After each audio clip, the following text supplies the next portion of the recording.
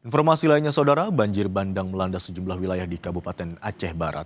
Wilayah paling terdampak ada di Kecamatan Woila, khususnya Gampong atau Desa Kualabe.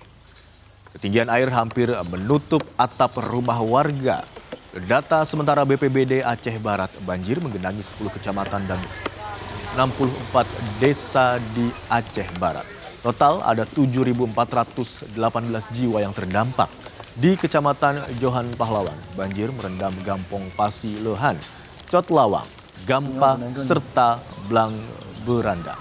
Beberapa jalur akses terputus sehingga proses evakuasi dilakukan menggunakan perahu karet. Banjir juga meluas ke Kecamatan Arongan, Lambalek, Woila Timur,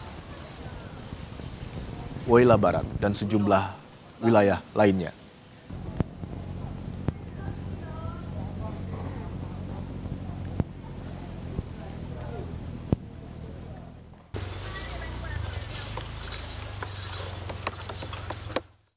Memohon kepada pemerintah bahwasanya menyediakan tempat pengungsian kepada pengungsi kami. Jadi pengungsi kami hari ini masih belum ada tempat yang layak. Woila Barat, Woila Timur, dan Woila Induk sudah kami deteksi ada pengungsian yang jumlah pengungsian itu ada tipe pengungsian ada dua, ada yang berkumpul di satu wilayah, ada juga yang memang mengungsi ke wilayah-wilayah yang lebih terfasilitasi lah. Dua kampung atau desa di Kecamatan Pantai Ceremen, Porak-Poranda setelah banjir berarus deras menghanyutkan. Air bah datang secara tiba-tiba disertai gelondongan kayu dan lumpur tebal. 10 rumah hanyut terbawa arus. Masing-masing berada di Gampong Jambak dan Gampong Lawet. Bahkan lokasi rumah yang hilang kini berubah menjadi sungai. Tak hanya rumah, kantor desa Gampong Jambak juga hancur dan terbawa arus. Akses jalan utama kini putus total.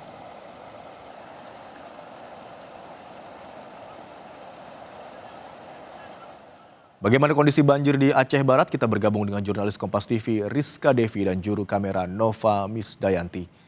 Selamat siang Rizka. Apakah banjir masih merendam rumah warga di sana dan bagaimana kondisi warga saat ini? Mengingat mereka sudah tidak mungkin tinggal di rumah karena ketinggian air yang terus meninggi.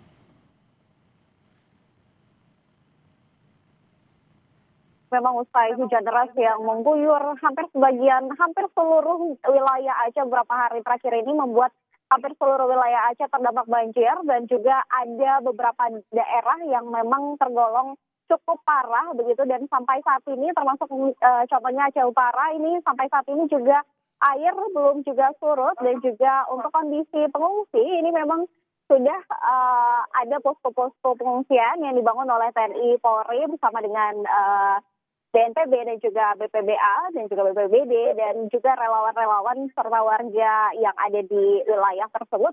Kemudian saat ini memang yang menjadi fokus pemerintah Aceh pasca ditetapkannya status tanggap darurat ini adalah proses evakuasi dan juga distribusi, termasuk tempat di mana saya melaporkan saat ini saya berada di shelter Lanut Sultan Iskandar Muda. Di sini memang tempat di mana bantuan ini akan disalurkan begitu baik bantuan logistik maupun bantuan-bantuan dari PLN. Ini adalah tower-tower yang akan nantinya didistribusikan ke daerah-daerah yang memang mengalami gangguan listrik karena memang proses evakuasi dan juga proses distribusi logistik ini terhambat begitu karena memang kita tahu bahwa sudah beberapa hari sejak Rabu pagi di hampir seluruh wilayah Aceh ini terjadi pemadaman listrik, lumpuh dan juga jaringan seluler begitu.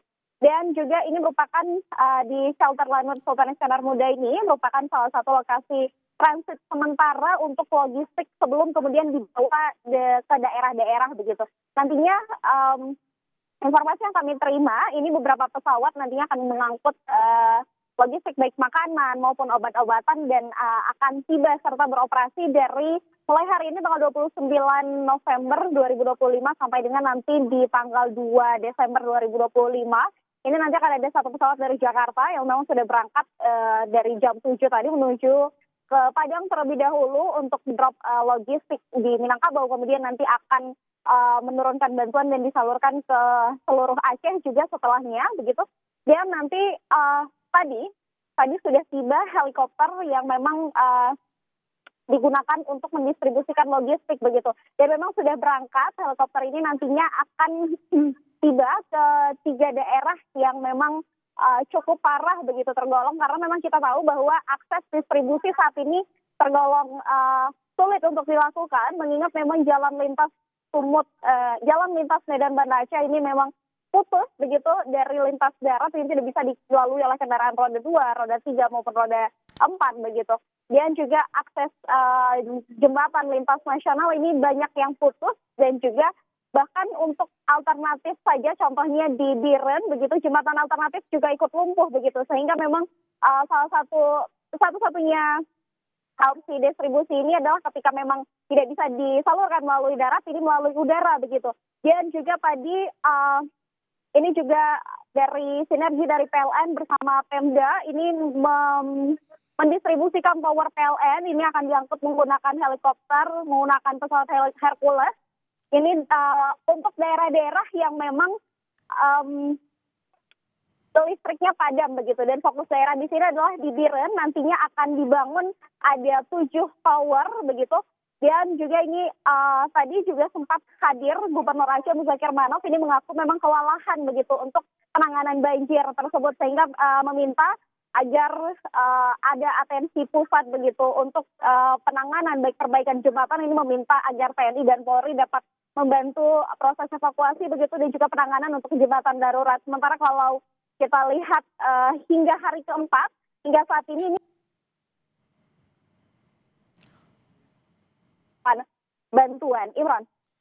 Upaya pengiriman logistik saat ini terus dilakukan. Salah satunya adalah satu helikopter yang membawa logistik yang sudah datang di sana untuk kemudian disalurkan ke sejumlah lokasi terdampak. Terima kasih atas laporan Anda, jurnalis Kompas TV Rizka Devi dan juru kamera Nova Widayanti.